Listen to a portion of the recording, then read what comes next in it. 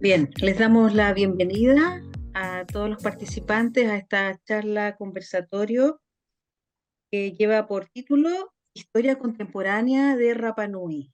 A cargo de la charla están Betty Jaoa Rapajango, ella es investigadora de la cultura Rapa Nui y es la encargada de la biblioteca del Museo Fong. También nos acompaña Tamara Campos Briones, ella es socióloga, fundadora de Centro Mar, investigadora social en patrimonio y educación intercultural bilingüe y es la directora de la Escuela de Danza de Moana Ori. También nos acompaña Laura Zúñiga en la interpretación en lengua de señas. Entonces, para comenzar, voy a mostrar la presentación.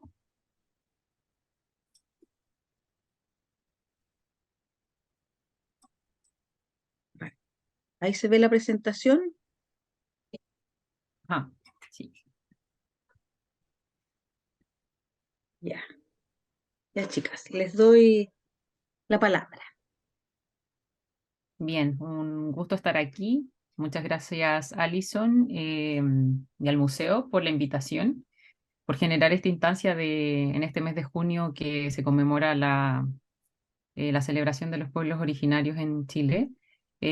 Abrir estas instancias para dialogar, para conversar sobre los procesos históricos, sobre la cultura, así que me siento muy honrada de estar también en este conversatorio con la Betty, que a pesar que nos conocemos hace tiempo, nunca nos hemos sentado así, de esta manera, a conversar. Así que muchas gracias por la invitación. Bueno, para abrir este conversatorio, quisiéramos, bueno, lo que nos convoca hoy día es la historia contemporánea. Siempre se ha hablado mucho sobre la historia antigua de Rapa Nui, pero en esta ocasión quisimos darle un énfasis a todo el trasfondo histórico que une Rapa Nui con Chile. Así que de esta manera, para comenzar, quisiera llevarnos al periodo del siglo XIX, en 1888, y todo el contexto previo a la anexión de Rapa Nui al continente, a Chile. Para eso ahí en la presentación quise citar a Vicuña Maquena, quien en ese periodo de alguna manera refleja el sentir que existía antes de la anexión. Dice que la isla de Pascua es apenas un mustio peñón, resto de un antiquísimo y al parecer dilatado continente sumergido, pero ubicada siquiera frente a sus actuales posesiones más septentrionales y que por lo mismo podría servirles a Chile como un blanco de piedra en aguas ecuatoriales para ir a ejercitar las tripulaciones, hablando un hombre de mar, de su armada, y lejos de las lejanas y tormentosas colonias australes que actualmente posee la vecindad del polo. Y no serían tales condiciones dignas fijar entre sus volcánicas grietas un mástil de madera que exhibieran su tope la blanca estrella de nuestras conquistas de tierra firme. De alguna manera esta cita lo que quiere reflejar es cómo Chile en esa época se vislumbraba como una potencia colonizadora, pero una potencia que tenía unas características bastante peculiares, porque es la única potencia latinoamericana que pretende ser colonizadora de otra nación o de otro pueblo, digámoslo así. Entonces eso la vuelve ya una característica muy particular y que de alguna manera va a determinar la relación que se establece y todo el proceso histórico que se establece desde la anexión de Rapa Nui a Chile. Como contexto, quisiera decir que antes de 1888, durante el siglo XIX, sí, con la diapo anterior nomás, gracias, eso. Solo quería como dejar esta imagen ahí que está, bueno, aparece a Tamu Tequena en el lado izquierdo y en el lado derecho a Policarpo Toro, que son los personajes que de alguna manera simbolizan este acuerdo de voluntades. Pero antes de pasar a eso, quería solamente contextualizar algunas ideas sobre el contexto que lleva a este deseo de Rapa Nui de pedir un protectorado a otra nación. Durante el siglo XIX sucedieron, como algunos saben, las excursiones esclavistas a la isla. Barcos desde el Cusco viajaban a Rapa Nui para llevar mucha gente a trabajar a la... Hay un micrófono abierto que me está confundiendo un poco. No sé si me pueden ayudar con el silencio, chiquillas, por favor. Eso, gracias. Lo que decía es que, bueno, sucedieron las excursiones esclavistas que llevaron a muchos Rapa Nui a trabajar en las guaneras. También las enfermedades que eso conllevó, el contacto con una civilización y con otro mundo, y también la consecuente migración de gente de Rapa Nui, producto de este clima muy colapsado hacia Tahití, determinaron un clima que propició la usurpación de los territorios Rapa Nui durante ese siglo. Y eso generó la disputa por la apropiación de lo que iba a ser el territorio Rapa Nui. Entonces, en este contexto es que aparece Policarpo Toro, que es la imagen que está ahí que están pudiendo ver, que es la estatua que está ahí hoy día actualmente en la plaza en Rapa Nui. Eh, y Policarpo Toro, capitán de la Armada de Chile, que fue un actor que actuó como agente representante del Estado de Chile en la expansión hacia la isla más lejana del mundo, eh, y de alguna manera para establecer que Chile tenía propiedad sobre una isla en la Polinesia. Como les decía, diezmado estuvo el pueblo Rapa Nui y buscaba un protectorado, y junto con los deseos de conquista del capitán Toro en la isla abrieron el camino hacia el acuerdo de voluntades en 1888 entre los jefes Rapa Nui y el Ariquí Atamu Tequena, que fue designado por un sacerdote, Hipólito Russell, Atamu por el nombre de Adán, y que de alguna manera eso marca el acuerdo de voluntades, ¿sí? Ahí pasamos a la siguiente diapo. El 9 de septiembre, que hoy día en la isla, bueno, no sé, hasta cuando yo estuve viviendo en la isla se celebraba con mucho énfasis y se desfilaba por la calle principal de Rapa Nui. El 9 de septiembre se celebra la anexión de Rapa Nui a Chile, porque en esa fecha se firma con los jefes de Rapa Nui la cesión de soberanía a Chile. La anexión de la isla fue decidida de manera libre y voluntaria a través de un llamado Acuerdo de Voluntades, que es el documento que pueden ver hoy día ahí en la diapositiva. Arriba dice Bai Honga Cainga, que es la cesión, y si no me equivoco dice Bananga Haake, ambos de contenido escueto y que están en idioma Rapanui taitiano antiguo. Lo que se establece ahí dice sesión, junto al Consejo de Jefes de nuestro territorio Tepitotes Enúa, hemos acordado escribir lo superficial y lo de abajo del territorio no se escribe aquí. De alguna manera lo que buscaba este acuerdo específicamente era establecer unas bases institucionales mínimas para una relación entre el Estado y el pueblo Rapa Nui que fueran ecuánimes, reconociendo las investiduras, sus propias autoridades, los jefes Rapa Nui, reconociendo el derecho a la propiedad de Rapa Nui y el compromiso que iba a adoptar el Estado chileno de garantizar el bienestar y el desarrollo de los Rapa Nui, brindándoles lo que ellos decían que era un protectorado. En la tradición oral hay un símbolo muy característico, que es que el rey Atamu Tequena toma un trozo de tierra y, de pasto, y que en su mano conserva solo el pasto, en símbolo de que lo que entrega a Policarpo Toro es la soberanía representada en el pasto, todo lo que crece sobre la tierra, y él se queda con el puñado de tierra en símbolo de que la tierra les pertenece a ellos como pueblo. Y ese gesto es indiscutible hoy día, porque de alguna manera eso establece que nunca se entregó la propiedad de la tierra, sino que se entregó la soberanía.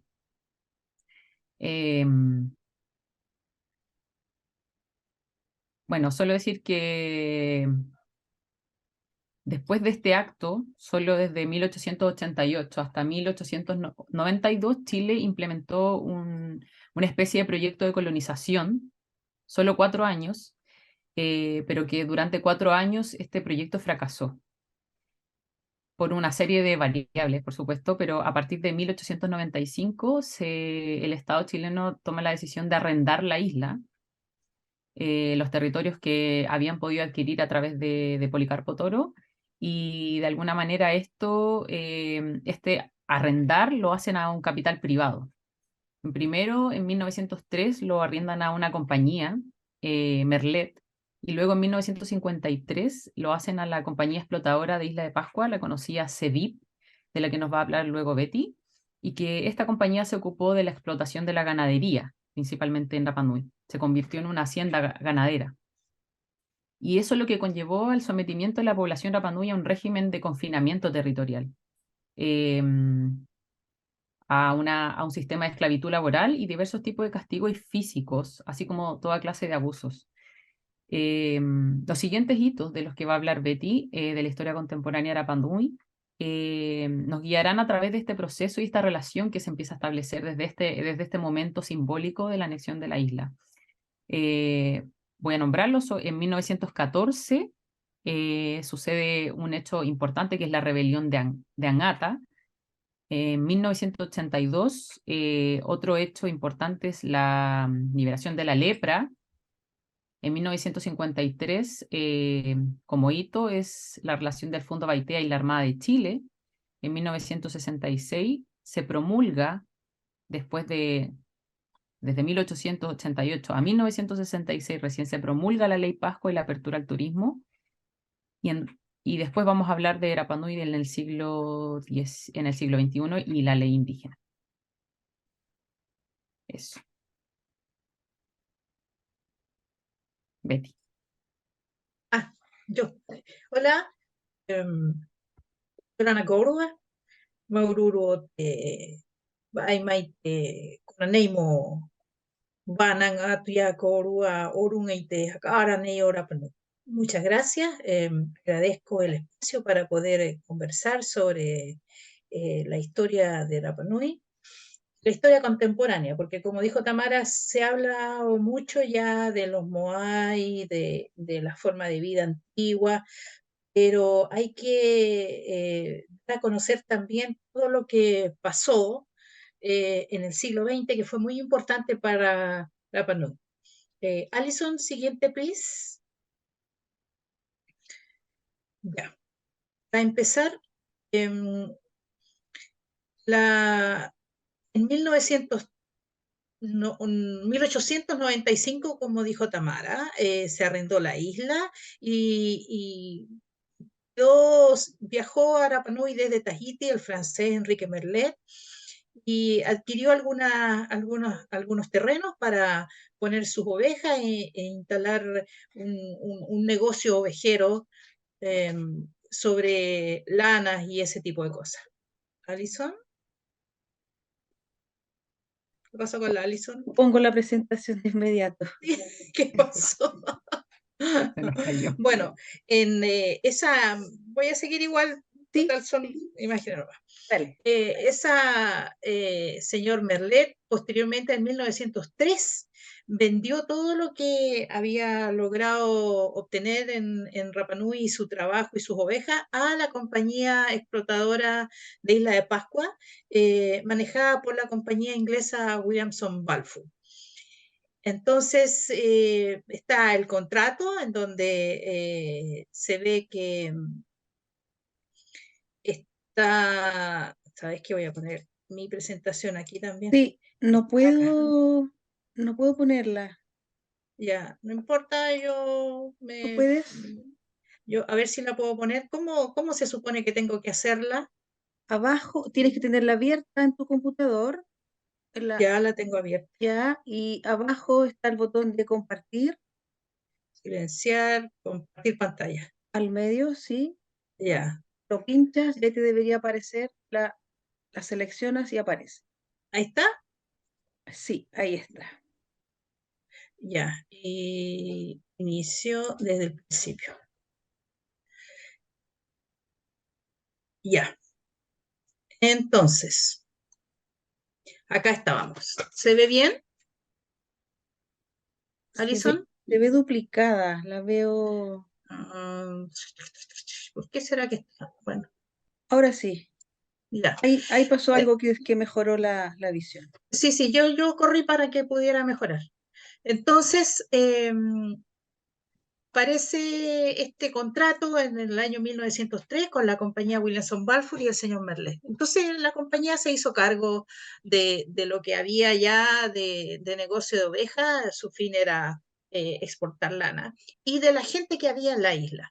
El gobierno de Chile arrendó la isla a los ingleses ya en forma total, porque los de Merlet tenían un lugar nomás en la isla, ahora es toda la isla, tenían la isla dividida, la compañía CEDIP, en 12 campos, que es esta imagen de acá, la isla, 12 campos para las ovejas, y trajeron a todos los Rapanui que estaban en la costa, que quedaban todavía en la costa viviendo, que era donde vivían, y los pusieron acá.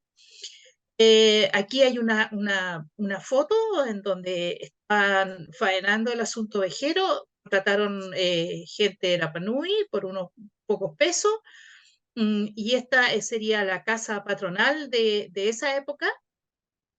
Si ustedes ven en la base de la casa, hay como una especie de piedras altas. Esas fueron las bases de piedra de las antiguas casas Rapanui, que las removieron para ponerle base a esta nueva casa occidental cuando llegaron allá.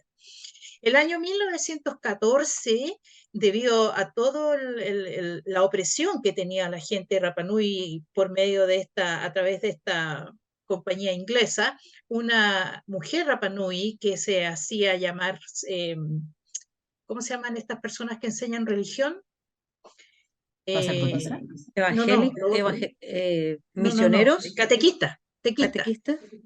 Claro, ella viajó desde Tahití y ella, bueno, estaba enferma en este momento, en esta foto sale aquí, ella no podía ponerse de pie, había sufrido un accidente y tenía la columna fracturada, pero ella reclamó porque los Rapanui no tenían comida. Entonces, a raíz de este reclamo, llegó fue una especie de rebelión porque los Rapanui la apoyaron y tuvo que viajar un barco de la Armada que en ese tiempo, como ya Rapa Nui era parte de Chile, la Armada se encargaba de la administración, entre comillas, más que administración es de ver cómo estaba la población de allá. Entonces apareció en la prensa esta insurrección Rapa Nui. Bueno, se llegó a un acuerdo, comenzaron a pasarles más comida a los Rapa Nui, y a raíz de esta insurrección, el obispo Rafael Edwards viajó en el 1916 en un barco a la isla, en un barco, no recuerdo si tiene que haber sido de la Armada, para ver si en realidad era tanta la opresión y la mala vida que tenían los nativos en la isla. Y se dio cuenta que así era. Visitó a los leprosos que ya habían llegado, los leprosos llegaron a Rapa Nui a finales del siglo XIX, y ya habían algunos, estaban mal atendidos, si es que pudiera uno decir atendidos, en realidad estaban arrinconados en un lugar solitario. Entonces llegó de vuelta al continente el obispo Edwards y empezó a a leccionar a la gente, a decirles que mire lo que está pasando.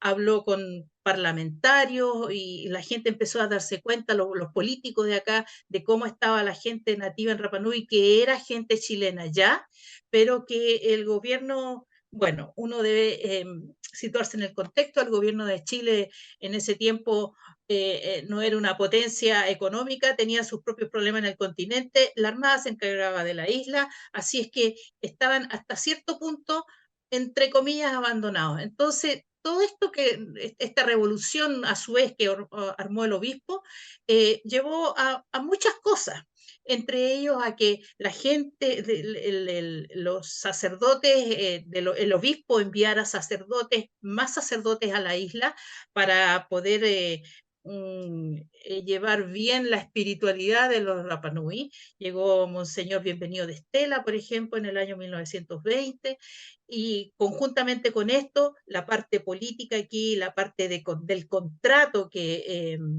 la compañía CEDIP tenía con el gobierno de Chile empezó a modificarse y el gobierno de Chile empezó a exigir a la compañía que se les concedieran ciertos beneficios a los Rapa Nui de casas o de comida. Esto, como la isla estaba muy alejada, no había, era un poco difícil llevar el control de ese tipo de cosas. La Armada viajaba cada vez que podía a la isla, a veces una vez al año, a veces cada 2 o 3 años, y era muy lejos en esa época. Ahora no es nada lejos, 3.000, 4.000 kilómetros, pero en esa época sí, el barco se demoraba más de una semana en llegar desde el continente a la isla.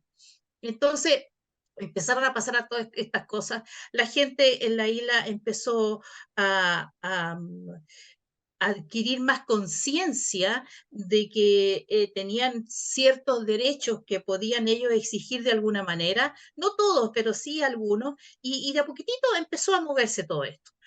Entonces, en un viaje de un barco de la Armada en el año 46, iba un grupo de especialistas que había enviado el gobierno para ver cómo estaba, cómo vivía la gente allá, cuáles eran los problemas que tenían y cuáles podrían ser las soluciones.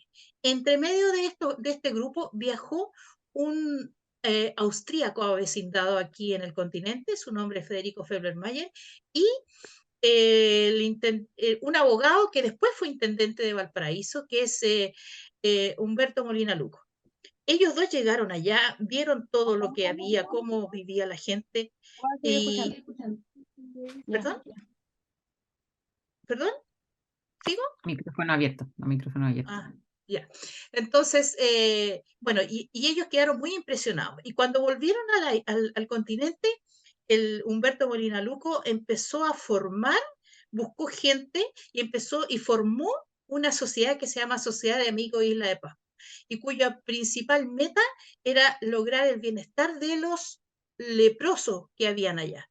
Entonces se armó esta sociedad, que es aquí hay una memoria de la primera reunión en donde participaron muchas personas de la quinta región, que eran personas pudientes, políticos, personas con dinero. Fue el año 47, a mediados del año 47 se armó esta sociedad. Entonces ellos juntaban dinero, juntaban medicamentos, juntaban ropa y lo enviaban a la isla para los leprosos. Y además con el dinero lograron construir pabellones como este, por ejemplo, pabellones para leprosos, para los pabellones para los crónicos, para las mujeres y para los varones. Aquí hay un grupo de niños que están en el pabellón de mujeres que estaban ya empezando a enfermarse, y este es un grupo de facultativos. Ya en el año 50 ya habían, en la Sociedad de Amigos Isla de Pascua había logrado que la Armada y el gobierno se involucrara en la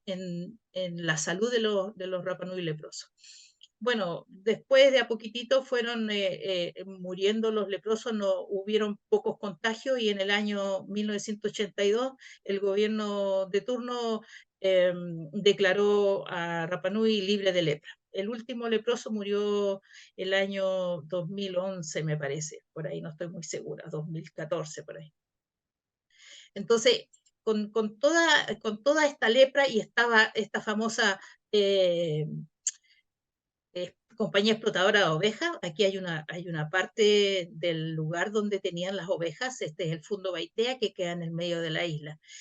En la década del 50 se produjo otro hito más, específicamente en el año 53, en donde a raíz de todos los problemas y el poco control que el gobierno podía tener sobre esta compañía explotadora de ovejas, perdón, de Isla de Pascua, rescindió el contrato el año 53 y le pasó a la Armada. Aquí está la Armada en una parte, en una zona del Fundo Baitea, en la administración propiamente tal de la isla, sin derechos políticos ni ese tipo de cosas. Era una especie de colonia, como dijo Tamara.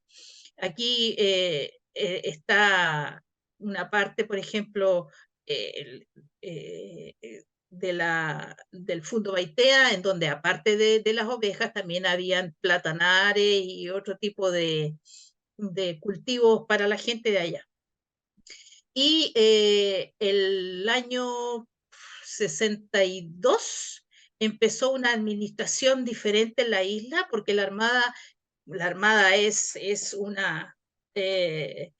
una institución marina, no sabe mucho sobre crianza de ovejas y explotación de la lana. Por lo tanto, se le pasó todo lo que quedaba de las instalaciones de la crianza de oveja a la Corfo en ese tiempo, y se formó una compañía que posteriormente se llama SACIPA, Sociedad de Servicios de Isla de Pascua. Y esta sociedad se encargó de la explotación de las ovejas hasta la primera mitad de la década del 80, de 1980, en donde ya se terminó de explotar la oveja, se fueron muriendo, no eran ovejeros, solamente les tocó hacerlo. Y en el intertanto también se construyó una casa patronal, la compañía explotadora inglesa construyó una casa patronal que fue muy bonita, muy famosa, y que después posteriormente sirvió para oficina de los carabineros cuando se fueron el año 53 los ingleses. Y los ingleses se fueron el año 53. Y a partir de ahí, la Armada se hizo cargo de la isla, llevaba una vez al año gente para allá para controlar. Específicamente se hizo cargo de la salud de los Rapa Nui, instaló una especie de hospital naval pequeñito, pero suficiente en ese tiempo para la isla, y todos los años iba un médico especialista de distintas especialidades para ver la salud de los Rapa Nui. Ese sería un segundo hito. Un tercer hito, bueno, un gran hito, porque hay muchos más, pero estos son los grandes, fue que cuando la Armada le traspasó la parte de ovejas a la Corfo, llegó a Rapa Nui un Rapa Nui que había venido al continente a estudiar, y él estudió para profesor. Este es Alfonso Rapa. Pero resulta que eh, fueron varios grupos de Rapa Nui, varios Rapa Nui, perdón, que llegaron en la década del 50 a estudiar. Pero este Rapa Nui, que estudió para profesor, se dio cuenta de que en la isla no existían los derechos civiles y políticos que existían al continente. No había un alcalde de tierra, la gente no votaba, no había lo que nosotros aquí está acostumbrado a tener, que es estas juntas de vecinos y ese tipo de cosas. Entonces él dijo, bueno, ¿y por qué en Rapa Nui no, si es parte de eso, el territorio parte de Chile? Entonces llegó a Rapa Nui y se armó otra revolución. Sería una segunda revolución.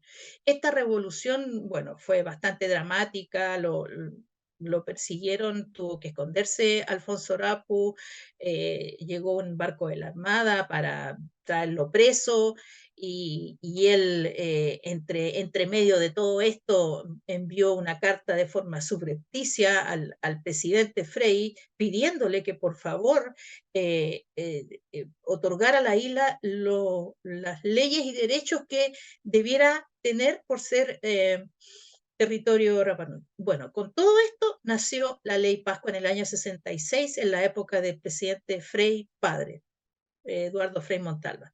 Esta ley benefició mucho a Rapa Nui, facilitó para que se fueran instalando distintas instancias, industrias, y el Rapa Nui pudiera venir a la isla a estudiar, pudieran salir de la isla, porque también les tenían prohibido salir porque había lepra, etcétera, etcétera. En el año 1970 partió el turismo. La Chile llegó para allá, y se armó todo gran industria de turismo, que es de la cual depende en estos momentos la economía de Rapa Nui. Para la pandemia la pasó muy mal. Este es el aeropuerto que se construyó a fines de la década del 60. Y llegamos a la década del 70, en donde ya empezaron a aumentar las personas que iban para allá para para ver esta isla con estos monumentos enormes, se creó la Semana Rapa Nui o Tapati Rapa Nui, en donde se hacen festivales, se recrean modos de vida antiguos, se hacen concursos de pintura, por ejemplo, como ustedes ven aquí en la foto, y con todo este tipo de apoyo, Rapa Nui caminó ya un poco más recta la espalda de los Rapa Nui hacia el siglo XXI. Aquí tenemos una parte, por ejemplo, en donde se está haciendo una campaña de reforestación en una de las zonas que tiene problemas de aridez en la isla. Aquí tenemos a los pescadores que ya tienen sus botes. Antiguamente, en la década del 50, del 30, no había bote de este tipo para pescarse, porque no existían nomás, no había madera para hacerlo, etcétera. Y así llegamos al siglo XXI. Esta es la isla en estos momentos, esta es la zona que estaban reforestando, y estos fueron los hitos más importantes que hubo en Rapa Nui en el siglo XXI y que llevaron a la gente de la isla a llegar en mejores condiciones y con mayores beneficios a este siglo. Eso es todo. Muchas gracias, Mauro. Muchas gracias, Betty y bueno, Tamara, por este panorama tan completo de lo que es un siglo, ¿no? Y un poco más de un siglo en la historia de Rapa Nui y que nos sitúa, ¿cierto?, en un territorio insular, pero un territorio chileno. Entonces, invitamos ahora a ver si las personas que están acompañándonos tienen alguna pregunta, alguna reflexión, algún comentario sobre lo que hemos escuchado. Sí, una pincelada, decir que fue una pincelada súper de barniz, Sí, porque por sí. supuesto que esto es tan profundo, tan difícil es un proceso tan complejo donde implican tantas variables, tantos actores, entonces de alguna manera es importante darle el espacio de conocerlo, porque de alguna manera como reflexión, eh, y lo que hablábamos con Betty es que finalmente los Moai y la arquitectura y toda la cultura antigua de Rapa Nui eclipsa todo esto que está tan a la vuelta de la esquina y que de alguna manera responde muchas veces a cómo hoy día se percibe la relación que tiene Chile con Rapa Nui. Así que por eso que invitadas a que quieran investigar más, leer más de esto, hay mucha información, pero decir que eso es una pincelada muy general de una historia que es mucho más profunda, ¿sí? La historia contemporánea. Sí, por supuesto, tienes razón. En realidad los hitos son muchos más, pero estos son los que más se destacan. Ujú. Y si en realidad alguien quiere estudiar, quiere saber, bueno, está la Biblioteca Rapa Nui que está dentro del Museo Funk. Y ahí los van a atender y van a poder encontrar información antigua y nueva sobre toda la historia de Rapa Nui que hay ahora. Mientras yo las escuchaba hacer esta presentación de estos hitos, me surgían algunas preguntas, ¿no? Algunas interrogantes sobre cómo impactan estos hechos en lo que es la propia cultura tradicional de Rapa Nui. Cómo subsiste en medio de esta explotación agropecuaria, ¿cierto? ¿Cómo subsiste la cultura? ¿Cómo permanece la cultura? ¿O si hubo alguna transformación? No lo Bueno, sé. mira, un antropólogo australiano dijo que podía pasar lo que fuera que pasara por la isla, pero los Rapa Nui siempre existirían, porque hay bastante resiliencia en el pueblo de Rapa Nui. Todo lo que llega el de Rapa Nui lo aprovecha y lo introduce en la cultura. Se aprenden cosas nuevas, se utilizan y se continúa. Está cambiada, obviamente, ya no es lo mismo que antiguo, pero no es solamente porque somos Rapa Nui o porque llegó una nueva cultura. En todo el planeta, todo el mundo ha cambiado en estos momentos. Entonces, en la cultura no sufrió, solo que adhirió a su saber, a su funcionamiento, todo lo occidental que llegó, incluso hasta las palabras, el lenguaje. Existe en Rapa Nui un lenguaje, que es el lenguaje Rapa Nui, y se han introducido como uno cuando lee en el idioma español, por ejemplo, cuando lee, uno dice restaurante, uno busca en el diccionario y dice galicismo, viene de restaurant, que es en francés. Bueno, en Rapa Nui lo mismo. Hay palabras que fueron alguna vez inglesas y que ahora se rapanuizaron, palabras francesas, palabras españoles. Tomate, por ejemplo, no existía el tomate antiguamente, por lo tanto, en la palabra del lenguaje lo adaptaron y se dice tomate. Ah, entonces, cuando uno, café, tampoco existía. ¿Y cómo se dice en Rapa Nui? Café. El idioma Rapa Nui es un idioma muy restringido, no tiene idioma base como el español que tiene el latín. Por lo tanto, la introducción de palabras nuevas siempre incluye modificar de alguna manera la palabra original para que se parezca a la grafía o a la ortografía Rapa Nui. Y, y no solamente el español, también inglés, porque estuvo esta compañía inglesa y se introdujo en el idioma Rapa Nui palabras inglesas que se rapanuizaron y suma y sigue. Entonces, el asunto es que elemento nuevo que llega, elemento que se adapta a la cultura y la cultura continúa. Perfecto. Gracias, Betty. Comprendo que, claro, se da el fenómeno que se da en todos los territorios cuando llega Sí, una cultura diferente.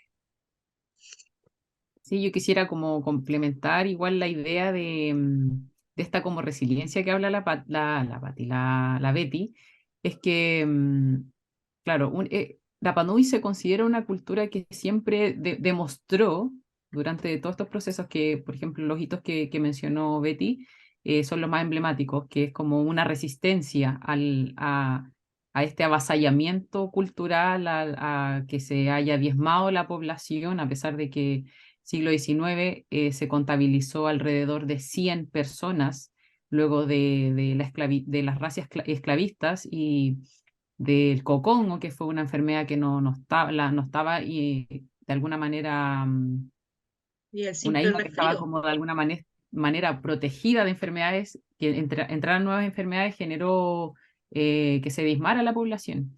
Eso llevó a que fueran alrededor de 100. O sea, pensar que una nación tan grande, que fue tan imponente, solo se redujera a 100 personas, igual es un hito que de alguna manera te marca que se va a generar un declive, un cambio, un quiebre.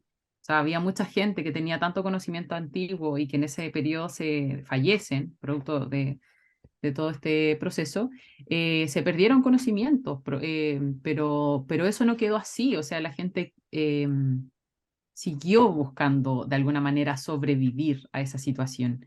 Y así como lo dice la Betty más adelante, no sé, pues con esta situación que vive Rapa Nui por el gueto, que toda la gente, la hacienda ovejera los lleva solamente al sector de Hangaroa y quien vivan solo en ese sector y no puedan salir de ese sector, los lleva a que el tema del alimento escaseaba.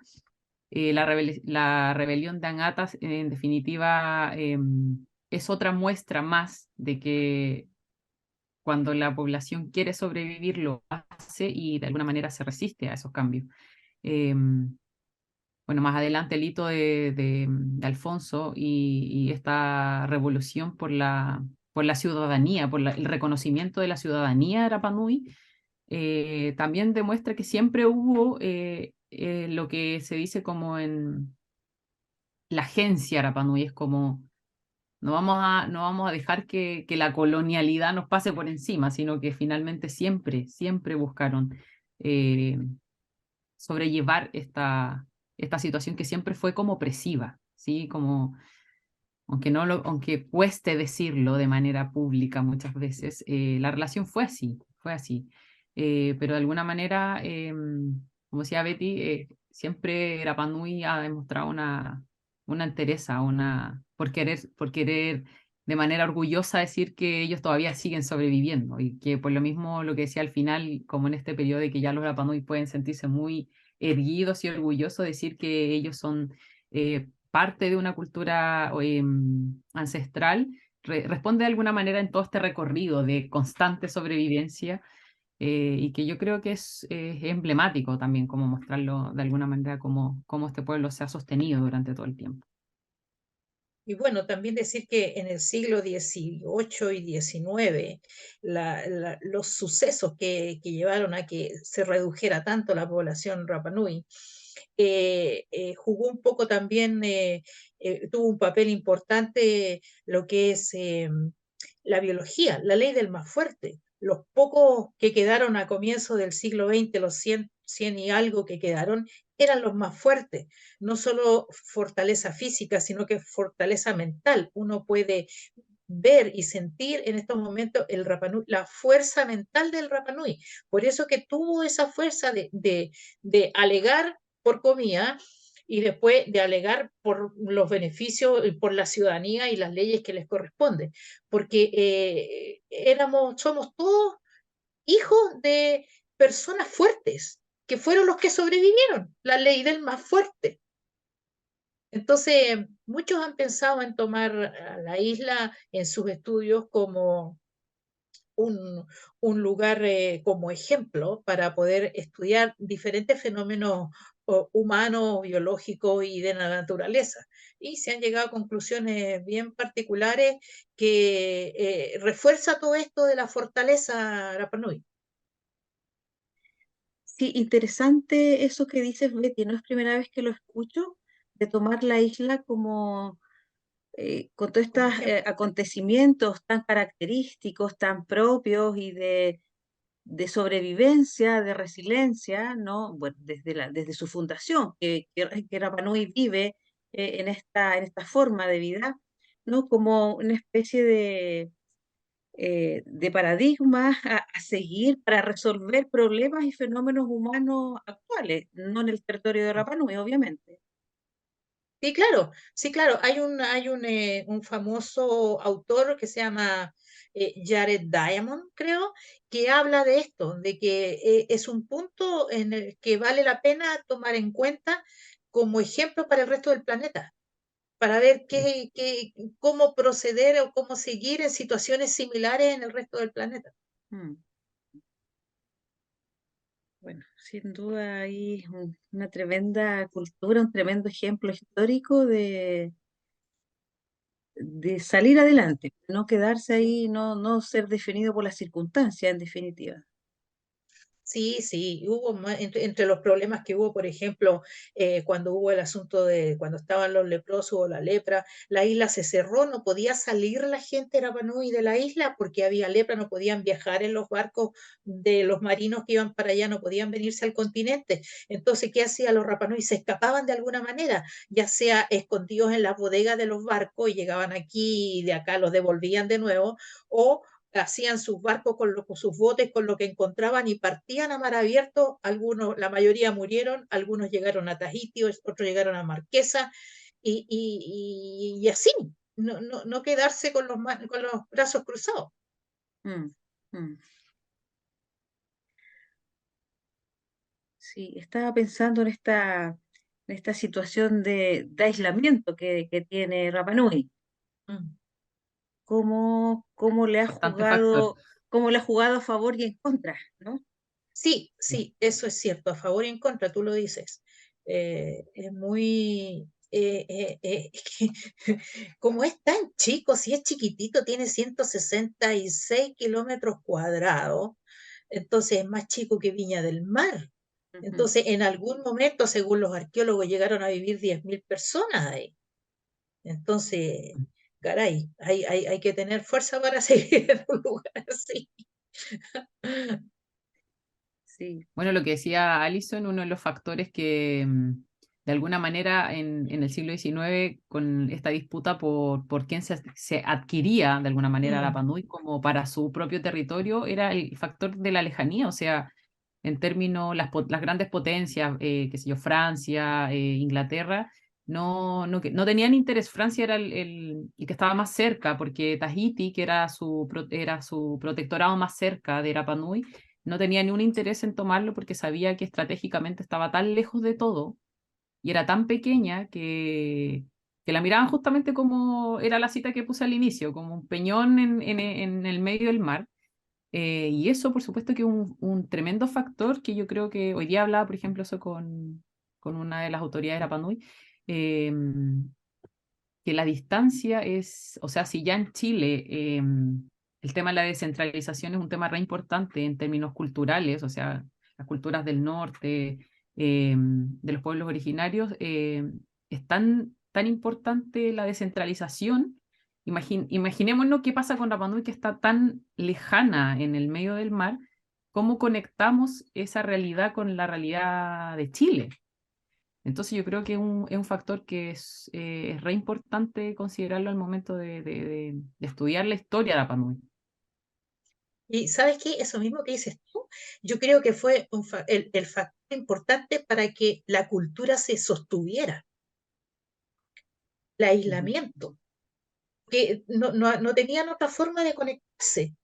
Y tenían que batirse con lo que existía ahí y inventar en algún momento, se giraron hacia las piedras, inventaron hornos con piedra, casas con piedra, que era lo único que había en la isla es una isla volcánica.